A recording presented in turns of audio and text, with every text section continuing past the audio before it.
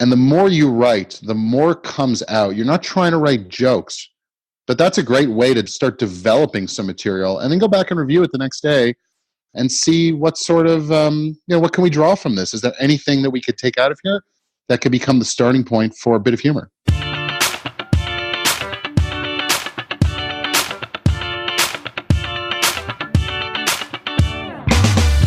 Hey y'all, welcome to Selling with Social, the podcast that helps marketers increase marketing qualified leads, sales reps to shatter sales results, and sales leaders to grow as leaders.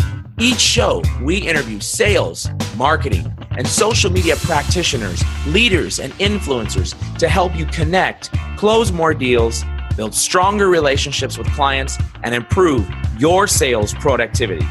I'm Mario Martinez Jr. You're now listening to Selling with Social.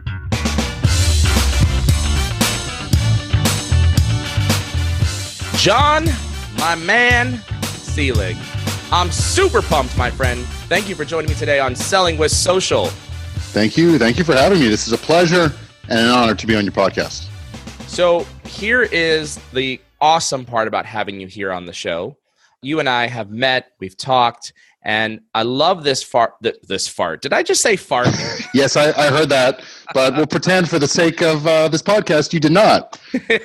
For those of you that are listening in, I did not mean to say fart, but I love this part that I get to pick folks who actually can help salespeople and sales leaders grow. And the best part about you is that you bring some humor to the sales methodology, sales process, the whole outline of selling. And I thought this would be a great piece to have on Selling with Social. So I'm excited to have you. And for all of you listening in, if I sound nasally, it's because I've got this bad cold that hit me for the last couple of days. And I've had fever for the last couple of days. But Jon, I said I am not going to miss this podcast with you, my friend. So I came on, I popped some pills, took the fever down, and now I'm here with you, buddy. I feel special, I feel honored, and I feel glad that you've decided to forego your health for the good of everyone listening and for my career and your own career. Fantastic. Do me a favor, man. We've got sales, we've got marketing, we've got sales leaders, we've got marketing leaders, enablement, business owners listening in right now. Tell us a little bit about you. Yeah, well, I was in sales, mainly technology, for about 12 years, and that was all just a really well-paid internship for my career in stand-up comedy. I started doing stand-up about 7 years ago, and it came at a point where I was a little bit disillusioned with sales. And, I sort of spent a little bit of time trying to figure out what am I doing with comedy to kind of change the trajectory of my career. I knew I didn't want to carry a bag any longer, but at the same time, it seemed like I was a little bit pigeonholed in the professional world as a guy who could only get on phones and try and open business and close it and work with sales resources. And I just was a little bit tired of that. So I figured, okay, I got to go back to school a little bit. And I don't really feel like going back to any kind of professional degree or go back to university because I really dislike studying and getting graded. So I figured, what's my own education going to be? It's going to be dark rooms with some drunk people in it and some other people telling jokes on stage, trying to learn that craft and that process so that I can do bigger audiences that are a little bit better lit with some happier people in the audience and make them laugh. And at the same time, what can those skills do for me? And so today, I use my comedy background and my sales background to offer a kind of a fun, practical team building workshop for salespeople, where I show them what can salespeople learn from stand-up comedians, because there's so many parallels. I talk about humor's impact on your prospects and on selling. I talk about what makes stuff funny, and then there's a breakout session where in sort of little teams, everyone needs to build jokes about their sales messaging, sort of based on their sales messaging and their prospects' pain and challenge. All right. So the bar is set high for today. Oh, great. No pressure whatsoever. Because everybody who's listening in is expecting to be laughing throughout this podcast. Well, Mara, you're setting them up for some great disappointment, possibly. So I'll do my best. But, hey, I like breaks too. I'm not a wind-up jukebox, but if I'm funny, I'm funny. And if I'm not, well, hopefully I can make your team funny. Well, hey, I started out with the fart. Fart jokes, universally funny, no doubt about it. So you have the upper hand on me on this. For all my listeners that are offended by that, I'm sorry. It's my podcast, so I get to say those types of things here. But in any case, look, Jon, there is a special value, I think, that comes in to actually being real and organic, and to actually creating laughter throughout the sales process and bridging gaps, right? I mean, like some of my best friendships, you can think of that individual and you sit there and you think about, man, we just always laugh together, or some of our best times we're laughing together. And I think there's this element here of humor making prospects and audience laugh. There's a direct correlation to building relationships with them, which also then turns out to be better business for each person. So there's definitely a correlation here. So do me a favor. What can salespeople learn from comedians, stand-up comedians? Yeah, I mean, first and foremost, I have about 11 points that I talk about in my training session, if we want to call it that. The first big one is stand-up comedians, whenever we go on stage, we have a plan. There's this popular idea that's maybe it's a little mythic in nature that we just get up there, we're naturally funny, we're just talking off the top of our head, we're just saying things, and magical funny beats just appear every 20 seconds because we're just so spontaneously and naturally funny. I remember when I was a kid and I started to go watch comedy at comedy clubs, I was disappointed that I would see the same acts in Montreal, where I'm based, coming on every week and kind of doing the same act. And that was a bit a surprise for me, because I thought every night Johnny Carson, I'm dating myself a little bit, but Johnny Carson gets on TV, does a monologue. He's got fresh new stand-up material every night. What I learned, and what everyone needs to learn, is that stand-up comedians, they're not making anything up as they go along. They have a plan every time they go on stage, whether it's at an open mic or whether it's at a large theater gig that they're headlining in front of 2,000 people, or even, Madison Square Garden. They sort of know where they're starting, they know where they're ending, and they know the journey that they want to take the audience on, which I believe is really what every good sales rep should do. I believe they need to open a particular way to get that attention and get the audience or prospect hooked into what they're saying. Build a level of trust through certain kinds of jokes where they're ultimately relating to the audience, or as I like to call them, the customers. And then at that point, they're able to connect with them on a different level, and they're able to get the audience to buy into some ideas that they had never even thought of or considered. And audiences laugh at certain things after a certain while, even if they had never considered it, because that trust has been built. That bond has been built through a series of opening jokes right up top, where the likability and trust has been put in place. And at that point, the comedian can take them on the journey. And I believe that's what sales reps really need to do. They really need to relate right up top so that they can make that connection and be liked, trusted, and engaging along the way. A couple of other things is I talked about relatability. There's comedians who will come out and they'll tell some jokes that are near and dear to their hearts, whether it's about something that happened in episode 4, season 3 of Star Trek Deep Space Nine, or maybe it's their unique worldview that is shared by mainly just them. Maybe it's some obscure movie or sports reference, but ultimately they're making that joke about them because they find it funny, but no one in the audience knows what they're talking about. And so if you watch the big names in stand-up comedy, they're ultimately talking about topics that everyone who's paid to see them relates to. They're not taking any really huge leaps. They're talking about relationships, dating, taking out the garbage in the morning, losing socks. Like, these are things that happen to all of us. So there's that relatability factor, which is really key, and making it about your audience. And in sales, we're trying to make it about their customers. So give me an example of how one might, in sales, open up a prospective meeting with lightening up the mood, if you would. I'm a big believer that if we can demonstrate, or if we can frame a prospect's problem and challenge that we know they have in the form of a joke, and we can get them to laugh at it. It's got to be a good joke. I'm not saying it's going to be a bad joke, but if we can deliver that pain and that challenge and show empathy through a joke, and they laugh, that laughter is an acknowledgement that, yeah, we are dealing with that ridiculous problem each and every day of our lives, and we know how ridiculous it is. And thank you for making us laugh about the insanity that's going on in our organization on an ongoing basis. So I really believe that if you can relate to your prospect through an understanding of their pain, their challenge, and maybe even sort of paint a picture of what might happen if they don't fix that pain and challenge, that is, to me, the most impactful way, because you're demonstrating an understanding of their problems. You're getting them to connect and to like you. On the other hand, if you're not able to do that, of course, maybe it's a joke about their industry. Maybe it's something as benign as the weather, or who won the Cowboys and Packers game last night, or who insert your favorite sports team. Figure out a way to connect on a level that's either personal with your audience, with your prospect, or even about the problems and challenges they're having, which is impacting their day-to-day. Makes sense. But can you give me an example? Take one of your own prospecting examples where you were doing a presentation or a meeting and you open it up talking about, whatever it might have been. Yeah, I helped a customer recently, and they basically developed analytics for clothing retailers. Very niche little thing. And I wrote a joke with them where I said to him, well, what's the pain and challenge that your prospect is dealing with? He goes, they all want predictive analytics, but they're trying to build it themselves.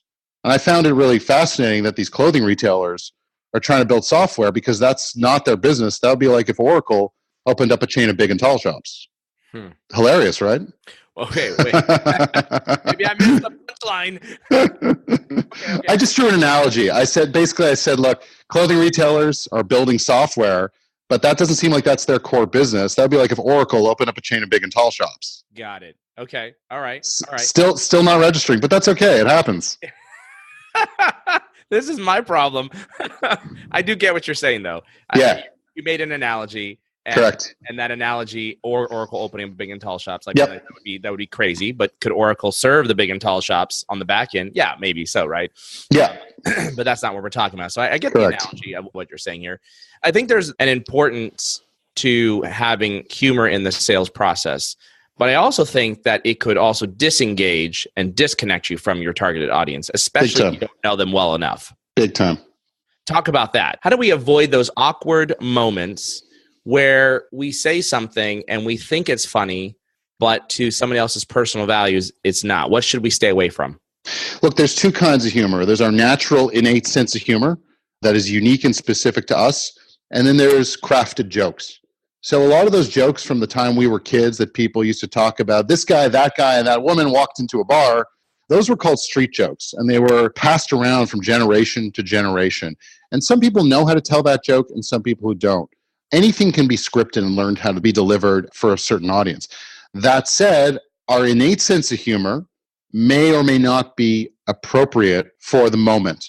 In the case of scripted jokes, I don't recommend just writing a joke and go dumping it on your clients or your prospects.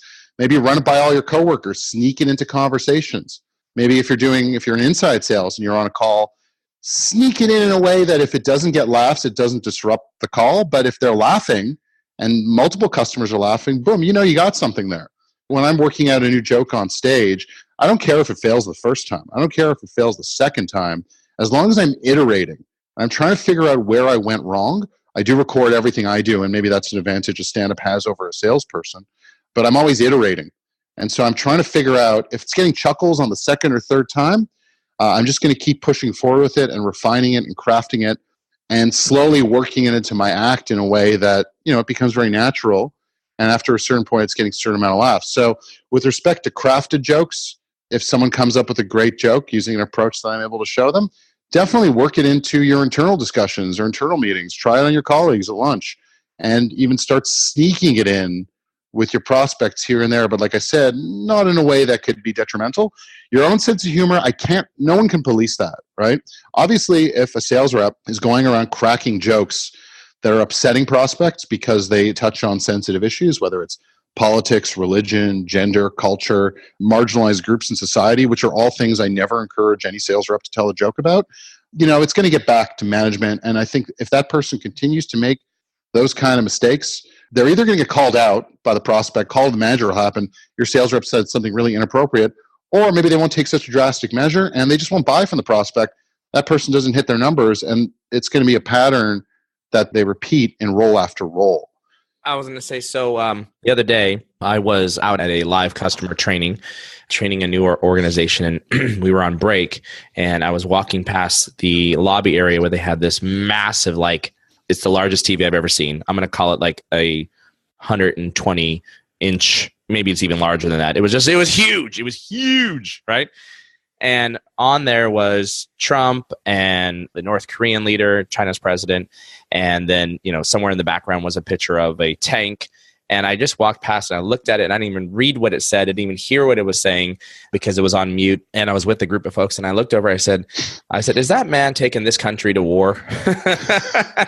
And of course, everybody started laughing. I was like, you never know with this guy. You never know. One day it's one thing and the next day it's another. But I'll tell you this much. It is comedy. Now, I think some people, first off, I'm neither for nor against Trump. I'm completely neutral, but I do watch the news and it is comical at this point. Sure. But I think this is the first time, I think, in history where some of the things that are taking place. I read a report from CNN. It was Trump's 53 best lines that he did from a Fox interview from the night before. It was a couple nights ago. And some of the stuff on there was just like, it was our anniversary, but I don't have to buy her a gift. She knows I love her, right? I'm just like, who says that? It's just some crazy stuff, right? So on occasion, I'll drop a Trumpism because I think it's kind of funny. But also, I think you have to be careful with that too, right? Absolutely. And I don't even like mentioning the word politics, even though it's on a slide on my PowerPoint. I just kind of glossed over it. I'm like, religion, what things not to joke about. Religion, race, culture, politics. And then we just move on to the next one because you're nailing it. I don't see how going into a sales meeting and kind of taking one side or the other, what side of the political spectrum you support or disdain, I don't really know how that's going to advance you landing the deal. All it can do is kill the deal. Yeah, the opportunity. Now, on the other hand, I'll give you another example of, I like to talk about digital selling as an analogy to dating. And it's this whole concept of you just connect it with somebody online. And when you connect with somebody online, do you send the first message that says, hey, I'd like to be able to actually meet with you and set up 15 minutes worth of time to be able to understand your business problems and talk to you about our solution and be able to provide you a solution that solves mankind's world problems?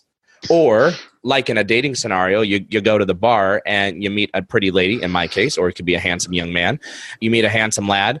Do you say, hey, nice to meet you, shake their hand, and then try to give them a kiss on the lips? That's a little much on the first time. It's a little much on the first time, right? So yeah. I use that analogy, right? And usually gets everybody in the room start laughing, and then I say, now some of you have been out of the dating scene for a long time, but go back a few years, right? You just think about that. So I'll use that as an analogy to be able to bring some comedy to the discussion. Is that kind of some of the things that you're talking about? I think that's a fair analogy. There's nothing offensive about what you just said. I think if someone's really turned off by that particular analogy, they're probably a little sensitive about absolutely everything going on in their lives. There was nothing you said in there that made me cringe or go, ooh, that's edgy. I mean, that's just a very real analogy. Now, interestingly enough, for the very first time, I actually did have somebody in the classroom who actually covered their ears and said, I can't believe we're having this conversation. This is too adult for me. And I was like, whoa, okay, well, that was the first. So I never had that happen before, but I was using the analogy to meeting somebody for the first time. Generally, I mean, I guess the rules have changed since I was dating, but generally going home with them that night. I don't know, maybe you do. But the point is, you could bring that type of comedic value, I think, to lighten up the mood or to drive home a point. Yeah? Yeah, absolutely. And that is the purpose of humor, at least from my perspective. It can break tension in the room. Look, people are very stressed today. They're distracted. They have a lot of pressure on them. They have a lot of electronic devices that they're tethered to. And all those devices have notifications popping off, both from a professional perspective as well as a personal perspective. And 70% of Americans, according to all the research that I've read through a series of Google searches, intensive Google searches, 70% of Americans are kind of disengaged with their jobs. They're pretty apathetic about it all. So, for prospects giving us their time, they need to get our attention. They need to make us feel good, feel that we're happy to be spending time with this person, and at the same time, show that they can relate and help cut through the distraction and the noise from our devices, our emails, and phone calls. So let's go into the mechanics of crafting a good joke, a line that's going to make prospects laugh. We talked about some of the don'ts, right? Politics, religion, and what was the other one? Culture. Ethnicity, yeah. You definitely don't want to go into that. We talked about, I gave you some examples that I did, right? The analogy of the dating scene. And finally, for the first time, actually somebody actually saying, hey, that makes me feel uncomfortable talking about that. So let's go into talking about crafting a good joke, knowing the things that we're going to stay away from. How do you do it? What goes into it? Yeah, I think it's a very often in the business context about drawing parallels between what it is we're trying to get a point across about and some other random thing. And what's on a Venn diagram, what's the commonalities between those two? So I don't mind putting this joke out there. It was my secret weapon for a while, but like all good jokes, maybe you need to move on or retire from them. When I cold call here and there, I'll say, "Hey, Mario, this is Jon Selig. We've never spoken, so this call will be a lot like a craft beer, unique, refreshing, and ice cold." That's a good one, actually. Thank you. But use that one. Good, go for it. Now everyone listening is going to use it, and all of a sudden, every C-level executive in North America is going to get that as an opening line. I have that feeling that's going to happen. It's cool. It's going to be a lot like a craft beer. There should be a tagline on that, written by Jon Selig. Go to his website, that kind of thing. Hey, I got that joke. I laughed at it. Good. Nice to know. The Oracle one, I didn't get it, but but maybe that even underscores something. The other one definitely required a little bit more thought. Say I'm dumb. No, I'm not. Actually, what I'm saying is that the other one's a very simple, quick joke. It involves very slow on. All right, Jon, keep it going, buddy. Oh, he's making the shovel gesture. I get it. Yeah, I got a big one. I can do it. I have no problem. I get out of way bigger holes than when I'm on stage. Trust me. My wife does say to me all the time, she says, "For as smart as a man as you are, you sometimes sure are really slow." No, but you know what? A lot of the jokes that I'm helping my prospects write, they're not for everybody. They're for their prospects. That's what that relatability is all about. In today's comedy world, it's really interesting what we're seeing in comedy. We're seeing people writing some very niche jokes and developing niche sense of humor, which 20 years ago would have gotten them crickets while they were on stage. But today, through social media, through video, through everything to do with the internet, people can put out content and develop their audience and write jokes specifically for that audience. There's a couple of dudes in Montreal, and they have tapped into something where they get a certain audience for a lot of shows of theirs. And the audience that comes to see them loves them. It doesn't matter what they say. They could just go, "Hey, everyone," the audience is on the floor because they've bought into the personas and they've crafted a niche. So that first joke I told you, that was definitely for clothing retailers, right? Like a CIO at a clothing retailer would appreciate that joke. There aren't that many of those people out there. But at the same time, a lot of reps out there, they have a very niche audience. There's a million SaaS players out there who are doing something so niche. So the trick is, how do we find a problem in those person's world, in our prospect's world, that we could frame their problem in the form of a joke? And so I get why you didn't laugh at the first one. The second one's a little more universal, but the second one is also short.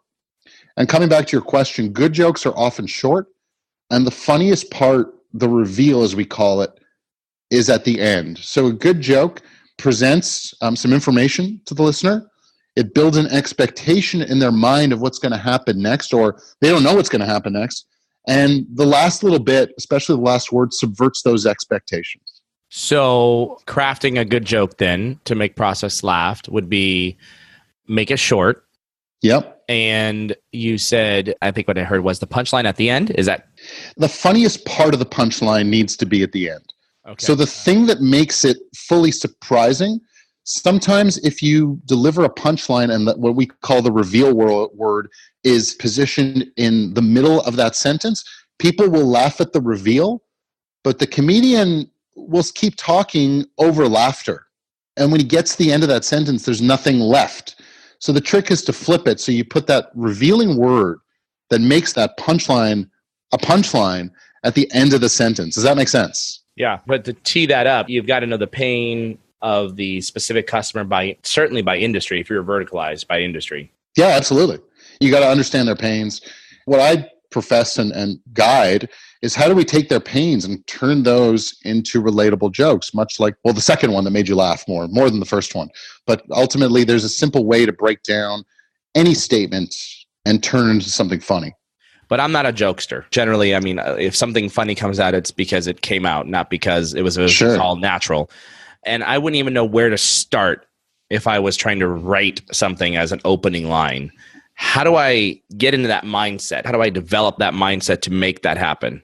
There's a few exercises I can recommend. If I'm speaking to inside sales reps, they do, I don't know how many calls a day. But throughout their conversations, funny things just happen. If someone's got a sense of humor, spontaneity needs to be sort of bottled up sometimes. It's not easy to do if your calls aren't being recorded. But if you can remember what it is you said, or even write it down somehow without detracting from your own attention on the prospect, try and capture it. and then see if you can repeat it, if there's a way to make that magic happen again. If there is, you're onto something. If it was just a one-time in-the-moment kind of thing that's unrepeatable, don't bother. So sitting down to get into the mindset of writing a joke, it can be that. But the other approach to it is journalize. Go grab a Word doc or a good old-fashioned pad and paper and write for 3 pages. Get all your thoughts out about a particular topic, your feelings, what's great about it, what's not, the challenge or the opportunity. Get everything out there and just unpack all your thoughts, opinions, observations, and feelings.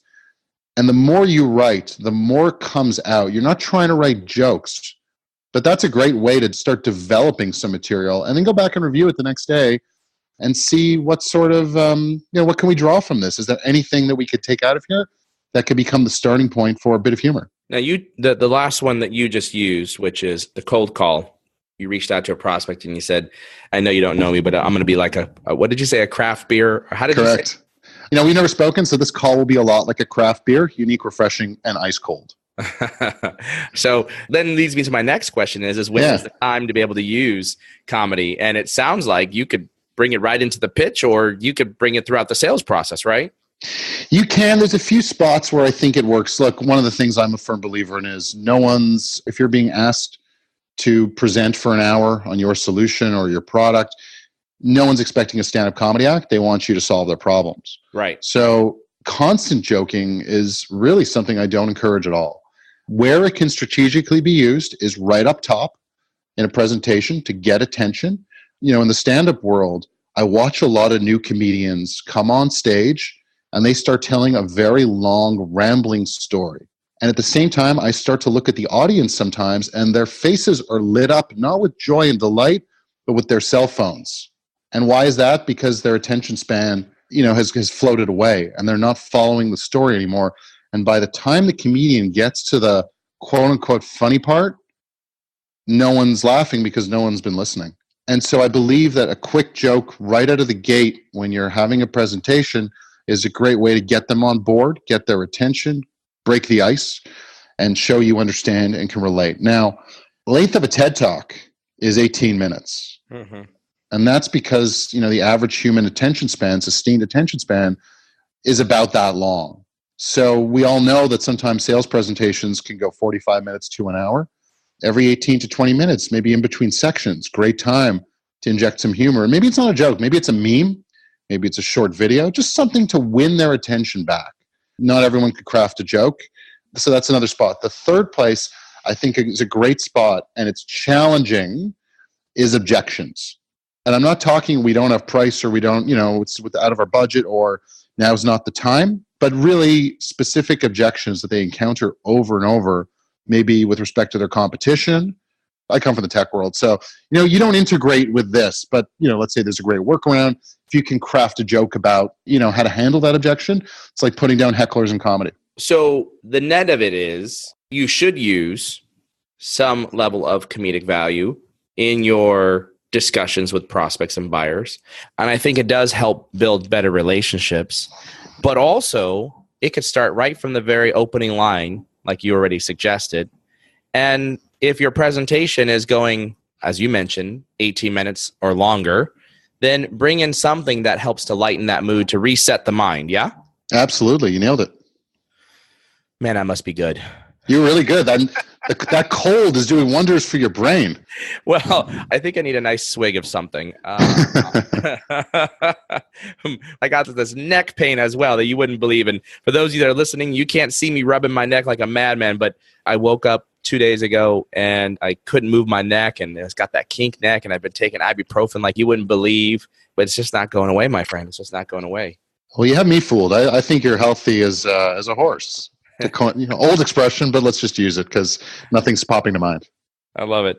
So in your trainings that you work on with salespeople, is it more about helping salespeople to become funnier so that they can bring comedic value to their prospecting sessions, or workshops to help lighten the mood and do team building, or both? It's a bit of both. I don't claim that I make anyone funnier. My workshops typically go from anywhere from 2 to 4 hours. It can be a day. It really depends on the size of the group and how much time someone wants me to dedicate to helping them. But I don't know if anyone's going to be converted into something funny over a day. They have to sort of, it's like going to the gym. If you want to get in shape, you got to put a little work in, right? Like you got to watch comedy. You got to sort of maybe even study a little bit. But of course, it helps to hang out with funnier people. And most importantly, to not take yourself so seriously. I think a lot of salespeople take themselves seriously to a degree. And that's good on one hand, but at the same time, it can show sometimes. So what I do is I'm showing people the value of being funny and how to go about being funnier. I do believe there's 3 kinds of people on this planet. And if we look at like a standard bell curve, there's a couple of tips on each end, and then there's the vast majority of people in the middle. On the extreme right, we have innately hilarious people who are just funny all the time, quick-witted. They don't need to write jokes to get laughs. They're just funny. There's the people on the extreme left end of the bell curve, the tip, who have no sense of humor, can't process sarcasm, don't like jokes. They're very serious, and they take themselves seriously, and they're not even good at laughing at jokes. There's that third group of people, which is the vast majority of people who know how to be funny here and there under the right circumstances, and they like to laugh. They're happy. They don't take themselves that seriously. Those people can all learn how to be a little bit funnier or have that ability to learn how to deliver a joke and possibly even craft one if they put their minds to it. So what my workshop does is, after I've kind of shown them all the ins and outs of how you can get a little funnier and why you should do it, I guide everyone through a team building workshop where in little groups, they've answered some questions about their sales messaging prior to their arrival. Usually they get them back to me so I can kind of review them and distill them down a little bit, because sometimes the answers can be a little bit unwieldy, shall we say. But I'll boil them down and I'll give them back to them. And then I presented them with some very simple joke structures during the training. And in the exercise, I asked them to sort of brainstorm around their answers, like draw some parallels between this noun that's in the sentence that you've used to describe the customer's pain. You've used this adjective. What else can that adjective use to describe? What's the business process that's happening? What else mimics that business process? And how do we draw these parallels and comparisons so that ultimately we can plug those outputs into the joke formulas? It all wraps up with an open mic where I ask every group to come up with anywhere from 2 to 6 jokes, depending on the amount of time that I've been allotted. And they need to get up there and deliver their jokes. Most of them are not going to be funny, not because the content isn't good, but it's hard to deliver a funny joke to nail it on the very first time you get up there and deliver it. And the same goes for stand-up comedians. We write intricate bits. That first time, a million things are going through our heads. We don't have notes up there. We're just trying to figure it out a little bit and remember the beats. But most jokes are going to fail. But you know what? If one joke comes out of the workshop that everyone in the room laughs at or sees the value in, that's for everyone to appropriate and use and try and figure out, how can I leverage this funny on my prospects? So here's your opportunity.